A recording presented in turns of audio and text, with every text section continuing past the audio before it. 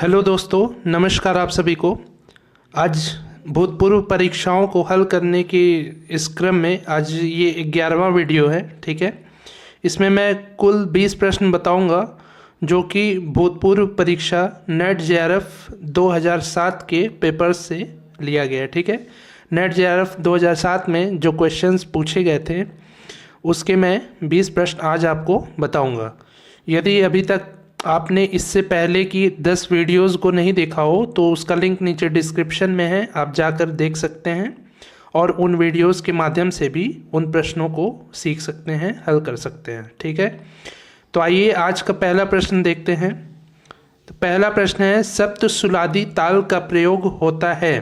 सप्तसुलादी ताल जो है उसका प्रयोग किस संगीत में होता है? तो वो है कर्नाटक ताल पद्धति में। ठीक है, कर्नाटक ताल पद्धति में सप्तसुलादी ताल का प्रयोग होता है। ठीक है, फिर इसके बाद नेक्स्ट है, तालकोश ग्रंथ के लेखक हैं। तालकोश ग्रंथ है उसके लेखक कौन है? गिरीश चंद्र श्रीवास्तव जी। ठीक है, गिरीश चंद्र श्रीवास्तव जी तालकोश ग्रंथ के लेखक हैं।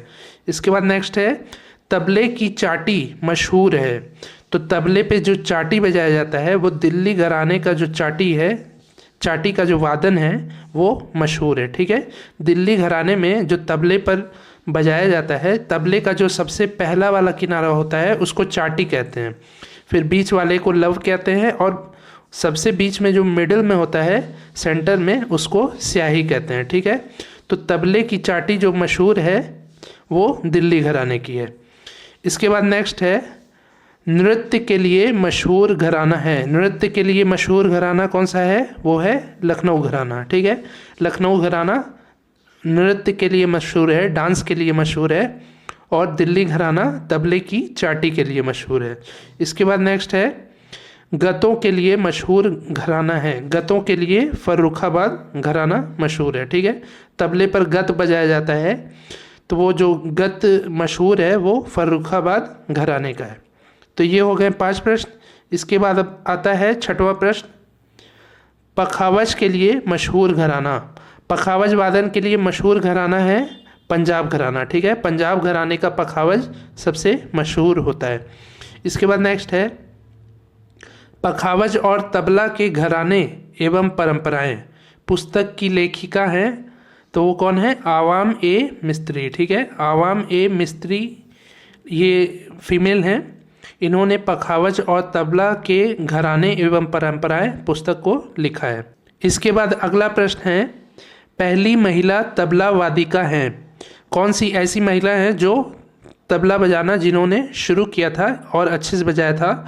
तो वो है आवाम ए मिस्त्री। आवाम ए मिस्त्री जी जो है सबसे पहली महिला तबला वादिका है। इसके बाद नेक्स्ट है, गामे खां का घराना है। गामे खां का घराना कौन सा है? दिल्ली घराना।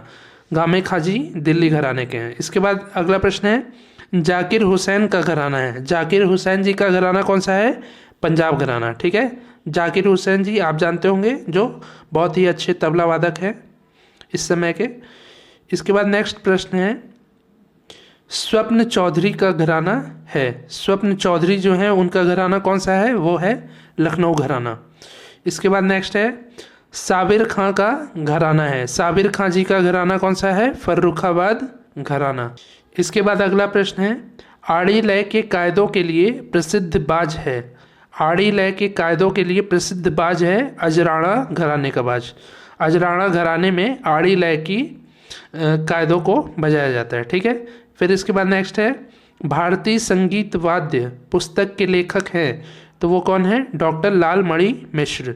भारतीय संगीत वाद्य पुस्तक के लेखक डॉक्टर लालमणि मिश्र जी हैं। ठीक है, फिर नेक्स्ट है, सौंदर्य शास्त्र के पितामह या जन्मदाता हैं, तो वो कौन है? वामगार्टन। सौंदर्य शास्त्र के पितामह और जन्मदाता वामगार्टन जी हैं। तो ये हो गए 15 प्रश्न। इसके बाद आता है 16वां प्रश्न, रागों के ध्यान को वर्णित किया है। तो रागों के जो ध्यान को वर्णित किसने किया है? अहोबल और सोमनाथ, इन दोनों लोगों ने रागों के ध्यान को वर्णित किया है। इसके बाद अगला प्रश्न है, टेम्पर्ड स्केल में स्वरों का विभाजन है, तो वो है सेमीटोन के आधार पर। ठीक है, टेम्पर्ड स्केल में सेमीटोन के आधार पर स्वरों का विभाजन होता है, ठीक है। फिर नेक्स्ट है सेमीटोन के बीच का अंतराल क्या है, तो वो है 16/15। सेमीटोन जो है टेम्पर्ड स्केल का, उसके बीच का अंतराल होता है 16/15। फिर नेक्स्ट है आगरा घराने की गायकी है, तो आगरा घराने में जो गायकी गाया जाता है वो स्वर प्रधान होता है, मतलब उसमें स्वरों का ज़्यादा महत्व होता है बजाय शब्दों के, ठीक है। इसके बाद अगला प्रश्न है वीणा के तार पर सर्वप्रथम स्वरों की स्थापना की। वीणा के तार पर सर्वप्रथम स्वरों की स्थापना किसने की? अहोबल जी ने, ठीक है। अहोबल जी ने वीणा के तार पर सर्वप्रथम स्वरों की स्थापना की थी। तो ये हो गए आज के टोटल 20 प्रश्न। उम्मीद है आपको ये 20 प्रश्न समझ में आए होंगे। यदि आप डेली इस वीडियो को एक बार भी देख लेते हैं तो ये 20 प्रश्न आपको अच्छे से याद हो जाएंगे, ठीक है। आप एक हफ्ते भी लगातार देख लेते हैं तो आपको ये प्रश्न अच्छे से याद हो जाएंगे। तो इसमें ज़्यादा कठिन प्रश्न नहीं है, ये बेसिक चीज़ें हैं और ये नेट जेआरएफ में पूछा भी जाता है। ये प्रश्न जो है 2007 के नेट जेआरएफ की परीक्षा में पूछे जा चुके हैं और प्रत्येक एग्ज़ाम में इसमें से प्रश्न अवश्य पूछे जाते हैं, इसलिए आप इन प्रश्नों को अच्छे से पढ़ लीजिए। आने वाले एग्ज़ाम्स में इसमें से क्वेश्चंस ज़रूर फंसेंगे, ठीक है। उम्मीद है आपको ये वीडियो पसंद आया होगा।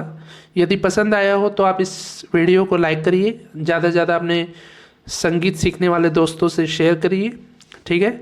और यदि अभी तक आपने इस चैनल को सब्सक्राइब नहीं किया है तो सब्सक्राइब अवश्य कर लीजिए, जिससे कि आने वाली वीडियोज़ आपको सबसे पहले आसानी से मिल सके, ठीक है। पूरा वीडियो देखने के लिए आपका बहुत बहुत धन्यवाद। Thank you so much.